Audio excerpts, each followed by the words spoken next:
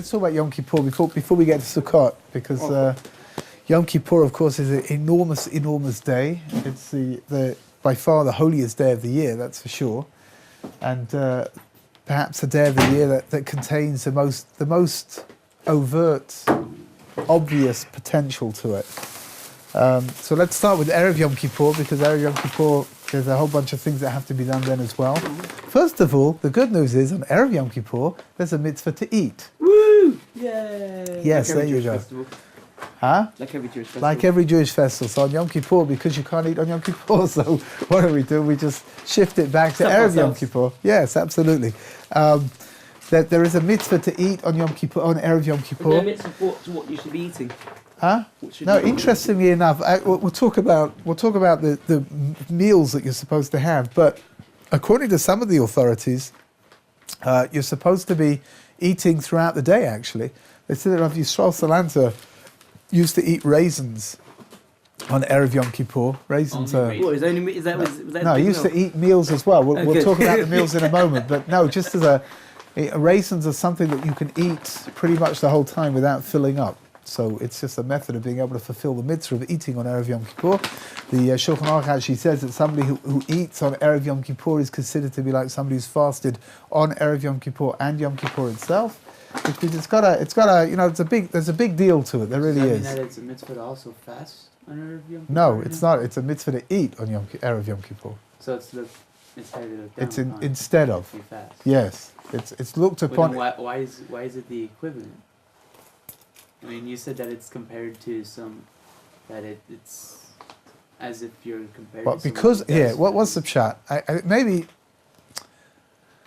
I can't remember. Maybe the Indian is that maybe you're supposed to be keeping 2 days of Yom Kippur, right? The same way we keep 2 days of Rosh Hashanah, but because you can't fast for 2 days. I mean, the truth is we could, but that would be a disaster. That's what we did in Japan, no? So it's interesting in Japan. We'll get to Japan in a minute, but so the halacha is that instead of fasting on the 9th. So you're supposed to eat, and that's considered to be as if you fasted. Why is that the considered to be the balance? I don't know.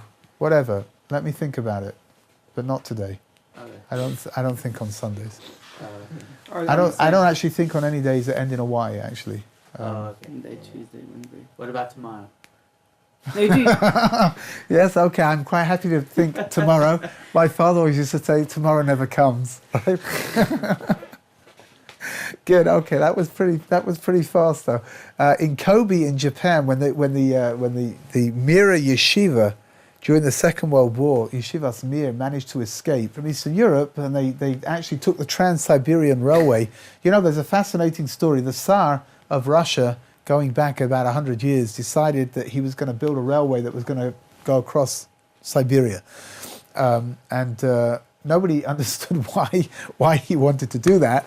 And it cost a fortune of money, and it also cost a fortune in human life as well, because they had all these people working and laying tracks during the winter, during the summer, and many people died. And nobody really understood what the function of having this ridiculous train going across Siberia was until the Second World War, when the Mir Yeshiva, they all managed to escape on that train. They went out of Russia, they went across Siberia, and went into Japan, into Kobe. Kobe is very far east.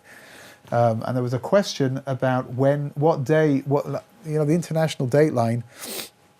The question in Kobe was whether Kobe was I can't remember, I think 18 hours ahead of Yerushalayim or 9 hours behind Yerushalayim. There was a whole cheshbon that had to be made over there, and there was a lot of uncertainty as to which day was Shabbos, and of course that spilled out into Yom Tov as well. And which day was Yom Kippur? So some of the people in Kobe were keeping Shabbos on, if I've got my days correct, they were keeping Shabbos on Sunday. Some of them were keeping it on Shabbos. The Mashkiach of Chatzkel Levenstein, I spoke with somebody who was there together with him, he was the person I spoke to was pretty young at the time, but he says he remembers seeing Rav Chatzkel Levenstein walking around in the streets of Kobe wearing his talis and tefillin on Shabbos, right, walking backwards and forwards to shul, because they were working according to the psak halacha. They were working according to the halachic ruling of the Chazon Ish, who lived in Bnei Brak at the time. Chazon Ish said that you should that it wasn't the same day. Most of the other authorities claimed that they ruled that it was supposed to be just everyone follows the same calendar day, which means that when it's Saturday, that's Shabbos. So there was a lot of uncertainty. It translated into Yom Kippur. When it got to Yom Kippur, what were they supposed to do? How many days were they supposed to keep? And some people said to keep on one day, some people said to keep on the other day, some people said to keep 2 days. The Brisker Rav, who actually agreed with the ruling of the Chazon Ish, wouldn't issue his own independent ruling, because he said that he was scared that people would be uncertain. They would keep 2 days, and you're not supposed to fast for 2 days. It's a suffix pikuach nefesh, so he didn't. He wouldn't rule on the matter at all. But how did we get onto that? I can't remember. It was your fault for sure. Because you can't sleep when you've got small children. That's right. Chatzkel Levenstein kept 2 days? Yeah, no, he kept 1 day. He kept the day according to the Chazon Ish. The Chazon Ish really was a Das Yochid who said that you should keep according to the time and not according to the day. Mm-hmm.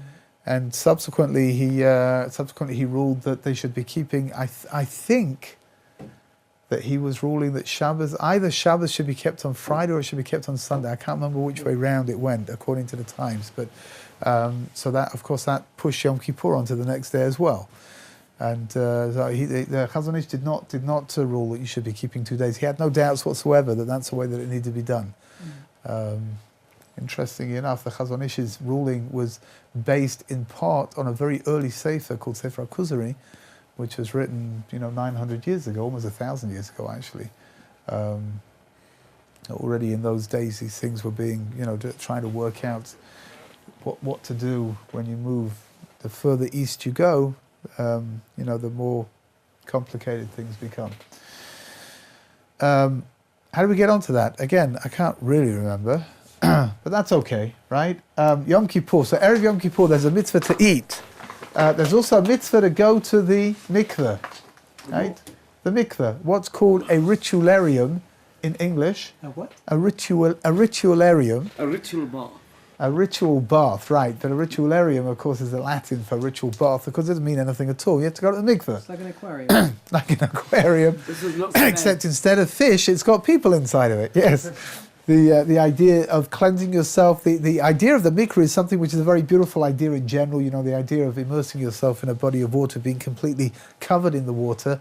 The sages already described the idea that Ein Mayim Ele Torah, that Mayim and Torah are analogous to each other, the same way you can't live without water, you can't live without Torah.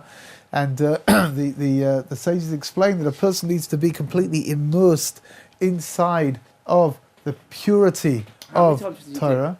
The emphasis, I don't really know. The simple way of doing it is just to completely immerse yourself once, right? And again, to be immersed means that your whole body has to be covered by the water, including your hair, if you have. Some people have the minhag to dip 3 times. Some people have the minhag to dip 7 times. I don't know. I really don't know what to tell you. I mean, if you dip once, then you fulfill the obligation. That's for sure. You don't make a bracha over dipping. You just dip. Yeah. What constitutes a mikveh? What constitutes a mikveh? Any swimming pool. Aside for men, you should know that for men it's a lot less complicated. Going to the mikveh is a lot less complicated than it is for women. The requirements for a woman's mikveh are more complex. It requires either a mikveh, or it requires a natural body of water, which has got some kind of water coming into it from somewhere. But for example, the sea is a mikveh. Would a river be a mitzvah? A mitzvah would be a rikveh. whatever. Yeah, a Amazing. rickshaw, whatever it's Just called. gotta be a bit careful with that one. Yeah, I Yeah, think you. I mean, the truth is in the sea as well. I think you need to be a little bit careful as well, actually. Yeah, well, I've because grown you up, do need I've to- grown up on the sea, so I don't know. Okay. You do need to immerse yourself unclothed. So when you choose to purify yourself, in the town square where the fountain is or something like in Trafalgar Square, I don't Sure, the camera's doing try explaining that one to the policeman. to the policeman. Just explain to him that you're just purifying yourself. Really, it's Just take a dip in the mikveh. nothing untoward about it at all. Really. Just arresting you for public disturbance. Yeah. Yes. What's called indecency, right? So anyway, so there's a mitzvah to go to the mikveh on Erev Yom Kippur. It's a good idea. It really is a good idea to go. Then there is a mitzvah to people normally daven mincha early, because davening mincha there's an extra pieces that are added into mincha. The regular mincha is davened, and then at the end you add in the vidui. The vidui that's going to be recited all the way through Yom Kippur, the al chaitz, all of that. You bang your chest and you confess, and then there is a mitzvah. So there's a mitzvah to eat one meal before you daven mincha, and there's a mitzvah to eat another meal after you've daven mincha as well. So there's really a mitzvah to eat two meals on Yom Kippur, on Erev Yom Kippur. I'm sorry. What? Erev Yom Kippur. Erev Yom Kippur. Sorry, you got all excited over that. Was my mistake. I did not mean to misinform you over there. What should you eat before mincha? What should you eat before mincha? So there is a custom to eat to eat some fish and to have a meaty meal, right? So to start off with some kind of a fish, and then to move on to something meaty. I suggest After is the other one? Is the like egg and all of that that kind of thing? not Erev Yom Kippur. That's on Erev Tisha B'av. Erev Yom Kippur. We don't do that. We don't eat an egg. So we're okay, right? But the Gemara already says, that you should be careful what you eat, because certain very rich foods are maybe not very conducive to fasting well. So fatty meat, for example. No, not cake. Fatty meat. Things like that. They may make it more difficult for you to be able to fast easily. So over here, the emphasis over here in Israel, most people subsist on chicken anyway, so it's not like a big deal. But so there's a minig to eat. There's a minig to wash, and to make hamotzi, and to eat bread, and to eat some kind of a fleishik meal, and then go off to daven mincha. Again, like I said before, mincha's got this extra piece inside of it at the end of it. And then when you come back at some time before the fast begins, it doesn't have to be immediately, you need to eat another meal, and again to wash again, and to... What should that meal be? Huh? What should that meal be? I don't know. I'll tell you what we normally eat is we normally just eat chicken soup, actually. And there is a custom to eat kreplach on Erev Yom Kippur. The kreplach are Jewish wontons. What are wontons? They're amazing. Chinese kreplach. The kreplach are amazing. They are. They're like this, they look about this big. Are they crimbos? No, they're like that. They're like that. I love a good crimbo. And then they got meat inside them. Oh, really? They are Oh. dough. Ravioli. You know Right, what? the Ravioli. I Italian, guess the yeah. That was a good drawing. See? That's very good. You did it. That's what did it. It's I guess the equivalent of ravioli. It's not normally quite so neat. Ravioli is a very looks very good, right? Kreplach are dough sachets that have been filled with meat, or they've been filled with liver, or they've been filled with chicken. They're amazing. And they're not with cheese, not when Sure. you're eating fleishik. So Yeah. No. actually, there is in Eastern Europe. I've forgotten what they're called, but Eastern European. no, the food. It's like a almost like a dumpling, but there is a name for it. What's it called? A pierogi? Pierogi, maybe. Yeah. It's like filled with potatoes and cheese, and you can have sour cream with them. Thank you. So where is it? They're really good. There's no point just talking about I it. tried making one, and and it turned out terribly. Why am I not surprised to hear? I know. Guy in the kitchen can't use it anyway. Quick request. So wait, Yeah. Arab Yom Kippur can go to all to make a kitchen. Yes. Oh. So there's Rabbi Lauffer said there's a very nice idea to have crepe lach Yes. in our chicken soup. Yes. Absolutely. You can definitely tell him that. And whether there'll be any or not is a question mark.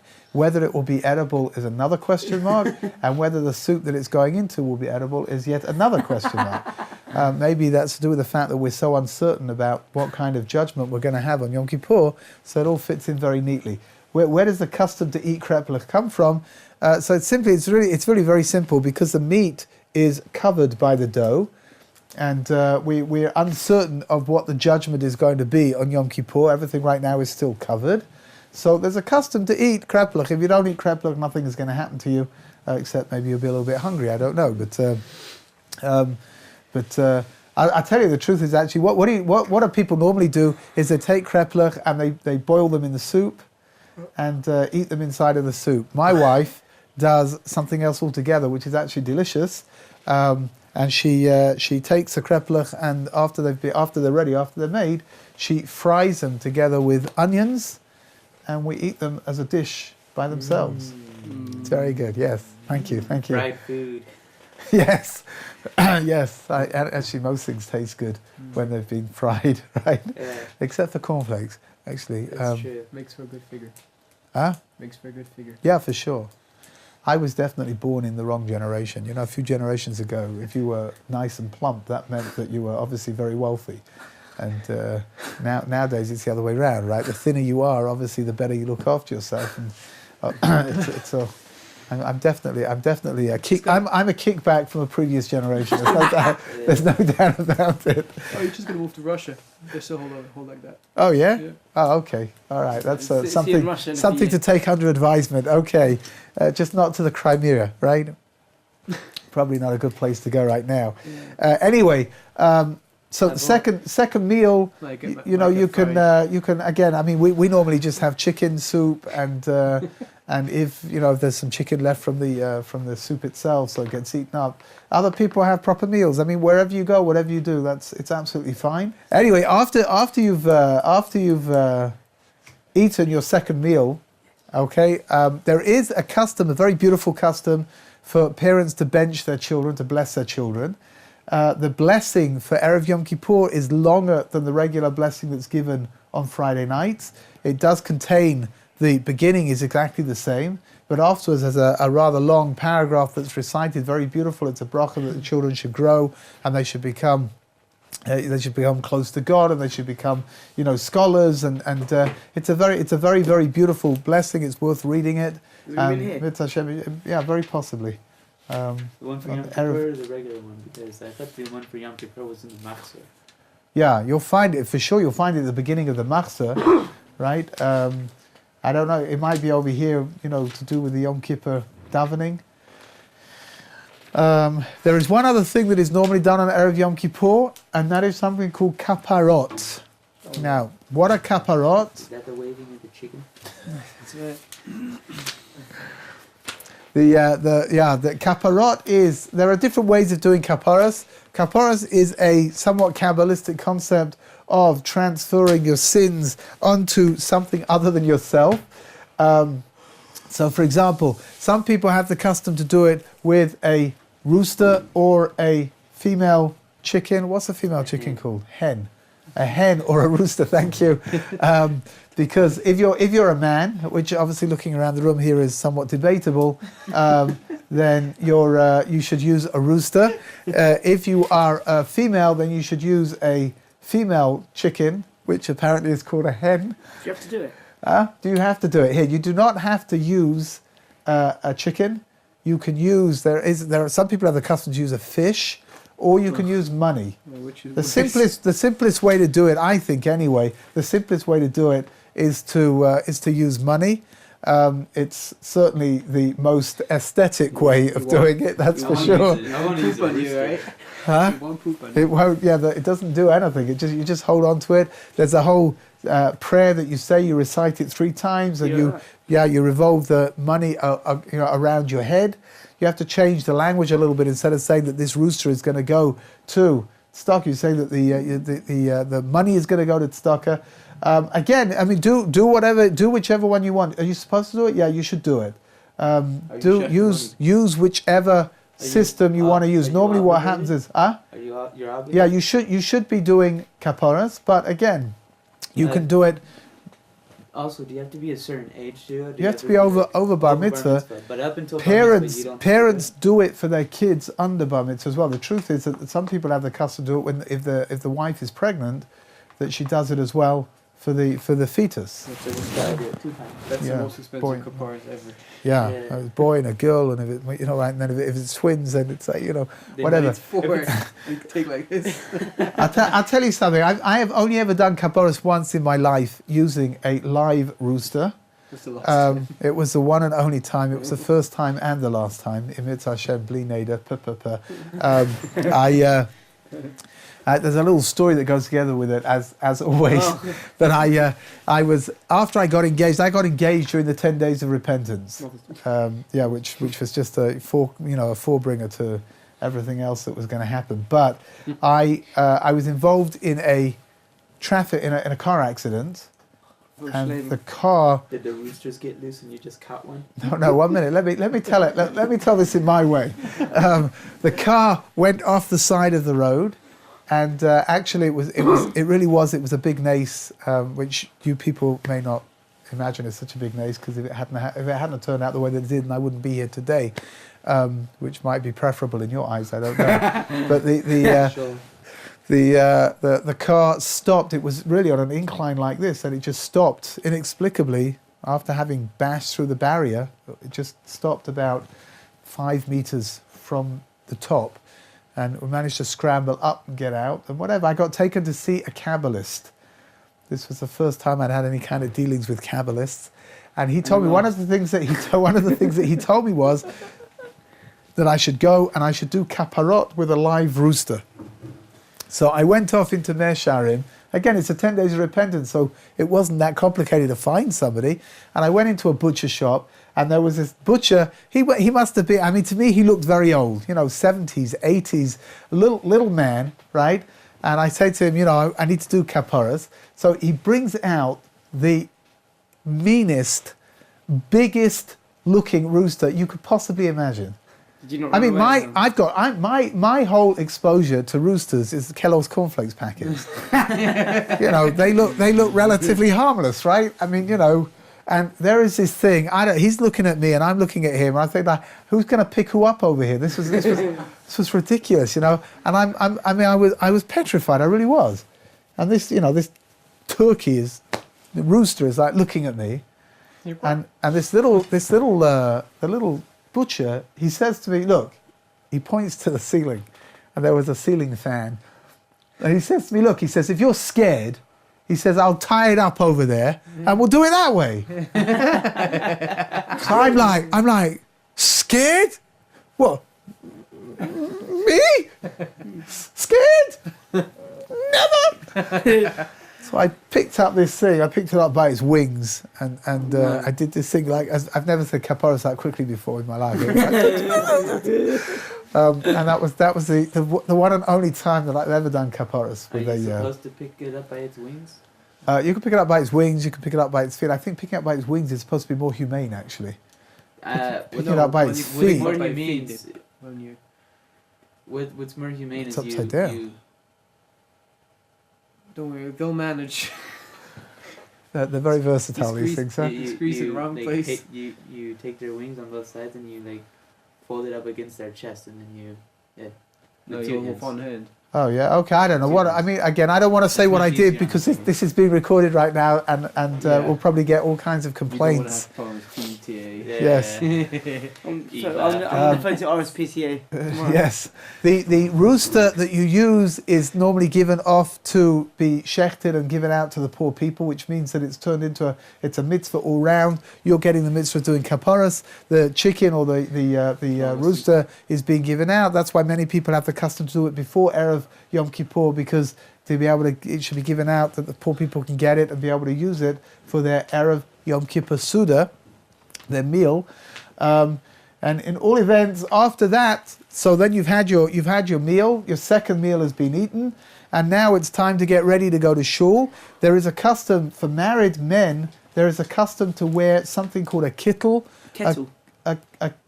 It's very similar. A kittel is a long white Dressing gown. like an overshirt, whatever you want to call it. I don't know exactly. I once, after there's a minute to wear one on Leila Seder as well. And once we were at my parents, and I took it in to get it cleaned afterwards to the dry cleaners. And when I got it back, the fellow says, "That's a very nice nightshirt you've got."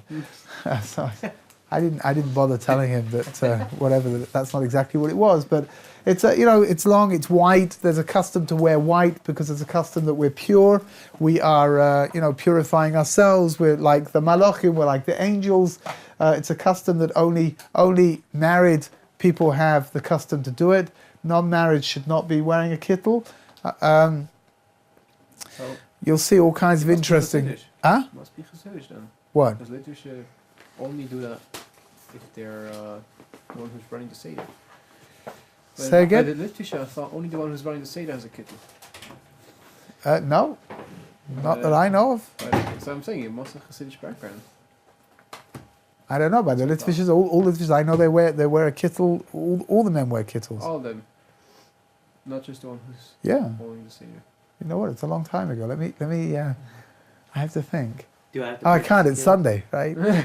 I can't. Huh? Any day that finishes with Y, right? You can't think. Yeah, tomorrow. Do you have to purchase a kittel? No, you could steal one from somebody else. Oh, okay. But that's probably not the way to go into Yom Kippur wearing a stolen kittel. Yeah, it's true. I think. Yeah, probably best not to. Ask your. You might get smoked. Ask your wife to buy you one. Is it? Are you obligated to a kittel? No, it's a custom. There is there's a custom when a couple get married that the chosam wears a kittel under the chuppah.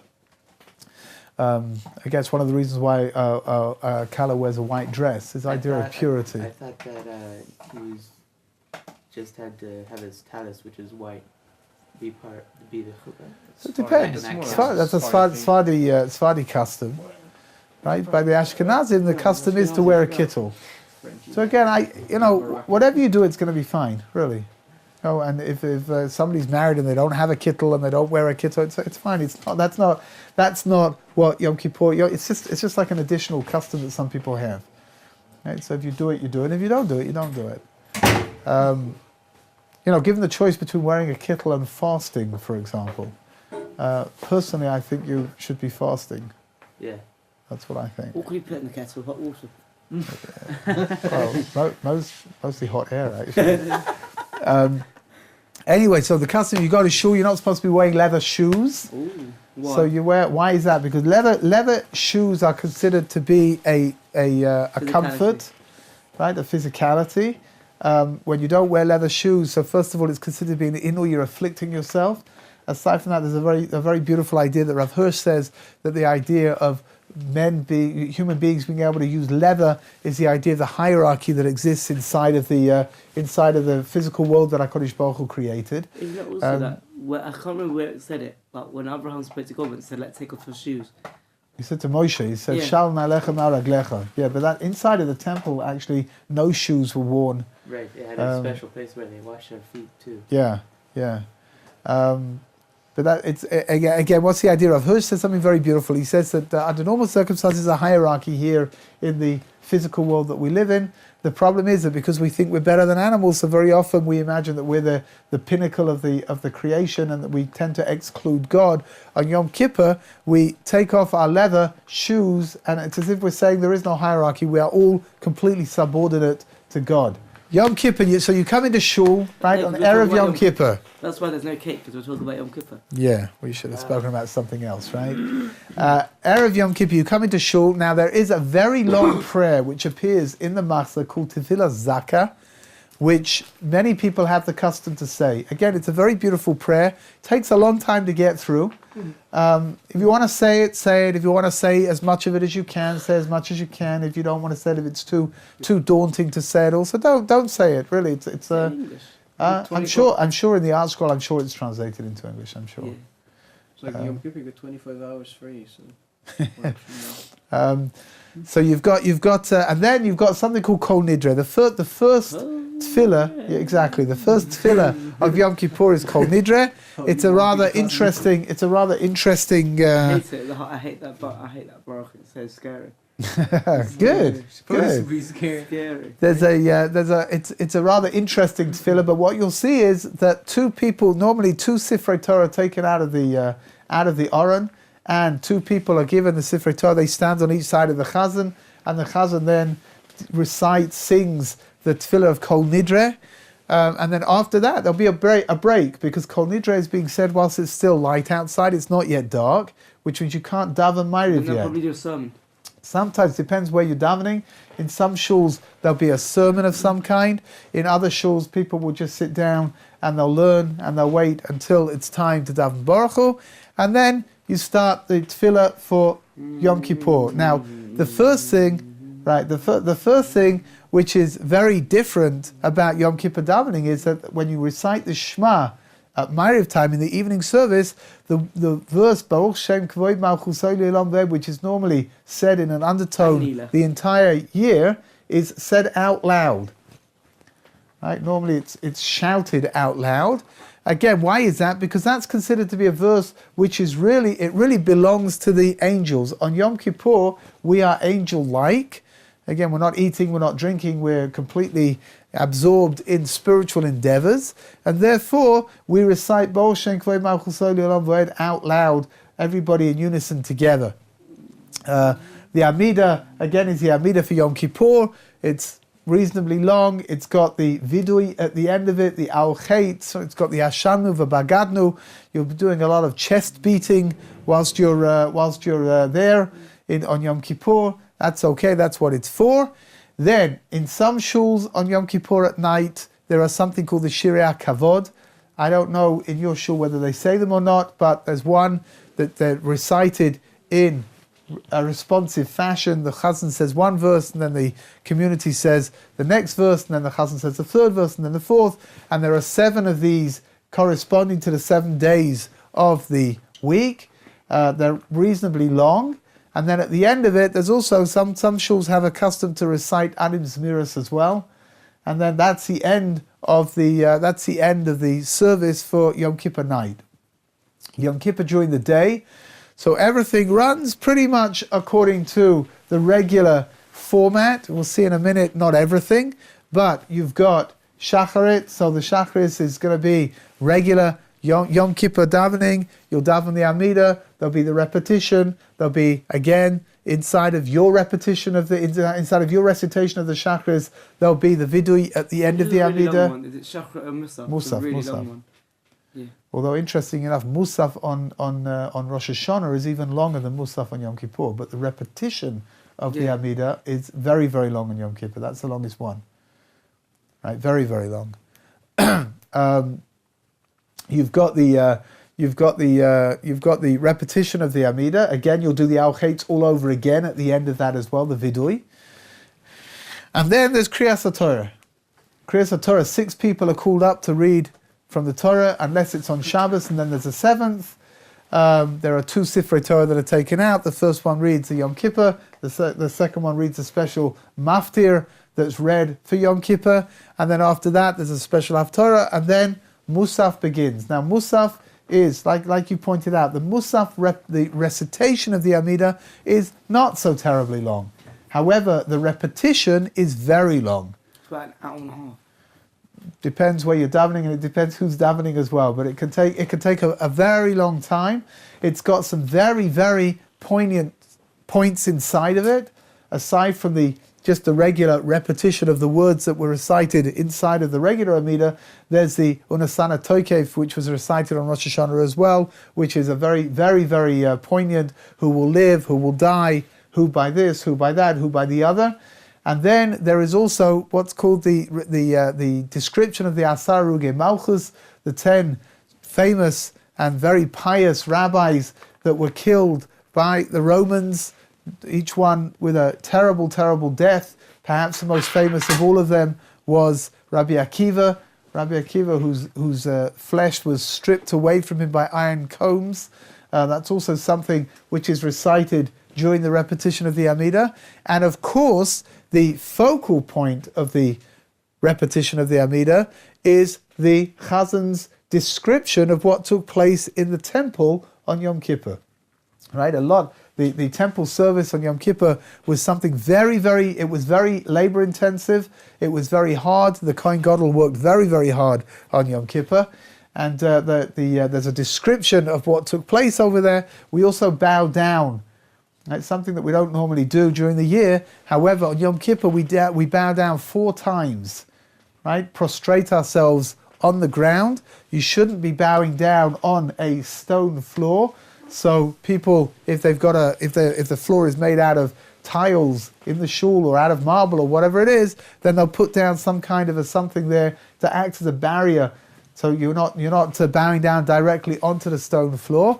If the shul has got carpeting, then you don't need to worry because the carpeting is there. Yeah. Why do we have to? Why whenever we bow down, it's not supposed to be on? Because it says like this that inside of the temple that. But the Gemara says that bowing down directly onto a stone floor was similar to Avodah Zarah, to idol worship. Right? So subsequently, we don't do that. We make certain that we've got something in between. It doesn't have to be anything of any particular importance. I mean, some shuls they hand out bits of paper, to bow down on, or bits of cloth, or whatever. Just something that's going to be a barrier between yourself and the floor. That takes care of Musaf. Most shuls have a break between Musaf and Mincha, again depending on how quick davening has been or how late Yom Tov goes out. Depends on how long you're going to have. In some places it's 20 minutes, some places it's an hour. Just depends. Mincha starts off with Kriyas Torah. There's no Ashrei for Mincha on Yom Kippur.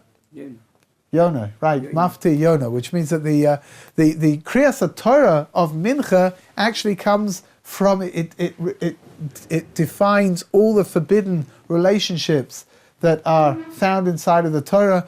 People that you can't have relationships with, incestuous relationships, and then after that there is what's called Mafti Yonah. Mafti Yonah, the Book of Jana, is a very important book. It's a very poignant. I've been using the word poignant a few times today, right? It's a very poignant book for sure. It's an astonishing story. It really is. The prophet Yonah, who tried to run away from God. God wanted him to go and do something. He tried to run away. He wasn't successful. He ended up being thrown off of the boat that he was in order to save everyone that was in it. He gets swallowed by an enormous fish and then gets spat up onto the ground where he has to go and do what he's supposed to do. He has to go to Nineveh, tell the people in Nineveh who are not Jewish that they have to repent, otherwise God will destroy the city. And they do what they do, and they listen, and it's a whole story of tshuva. It's a whole story of repentance. It's a very, very important story. It's something which is very apt for Yom Kippur afternoon. After Mafti Yonah, there is the Amidah. The Amidah is, again, the Amidah that's been recited at Shacharis time. It comes together with the Vidui again, and in the repetition of the Amidah with Vidui again. You're going to recite the Vidui 9 times on Yom Kippur, and that takes care of Ashrei. That brings you towards the end of the day, and then you move into the perhaps the climax of everything of Yom Kippur, which is something called Ne'ilah. Closing the gates. Closing of the gates, and in Ne'ilah, it's a very intensive, Solemn. very, very solemn, very intensive, and the Amidah is recited, and then after the Amidah is the repetition. The repetition is full of slichot, so there'll be a lot of responsive reading that's going on. Again, it's something. It's very, very intense, and it's bringing you closer and closer. The custom is that for the repetition of the Amidah in Ne'ilah, the Aron Kodesh, the Ark, is left open from the beginning until the end. Yeah. After Ne'ilah, when the shofar is blown, is one allowed to eat from the exact second? Or should they wait till after tomorrow? You should wait until after tomorrow. You should really wait until after you've made Havdalah as well. Really? Yes. You make Havdalah On Yom Kippur too? On Motzei Yom Kippur, right? When Yom Kippur is over, you make Havdalah. Okay. You make Havdalah again. What are you making Havdalah over? If it's not Motzei Shabbos as well, then you make Havdalah only from the Brach of Bor Pia Gofen and the last paragraph of Havdalah, and you don't make over. Oh, you make Bor Mea Aish as well, but you don't make over Besomim. However, if it's Motzei Shabbos, you say the whole Havdalah from the beginning until the end. So you have the candle too? Hold on, that's not right, is it? No, it's not right. If it's Motzei Shabbos, it's a regular Havdalah that you make. Right. Right? If it's not Motzei Shabbos, then you, if my memory serves me right, I think you just start from Bor Pia Gofen and you don't make over the candle or the spices. So you just use the wine. Just the wine and the final, you make Bor Pia Gofen and then you make the final paragraph of the Havdalah. You make But it. you don't do the first one. No. Okay. Good. Okay, we're going to stop over here. Mitzvah Hashem. Tomorrow we got to take a look at Ne'ilah, the end of Ne'ilah. We've got to take a look at Ma'ariv. We've got to take a look at Kiddush Levana as well. All that in Mitzvah Hashem tomorrow, right? To be continued. Thank you, Larry. And tomorrow, of course, is Monday, so Yeah, Monday. we all know how excited everyone is about Monday. Woo!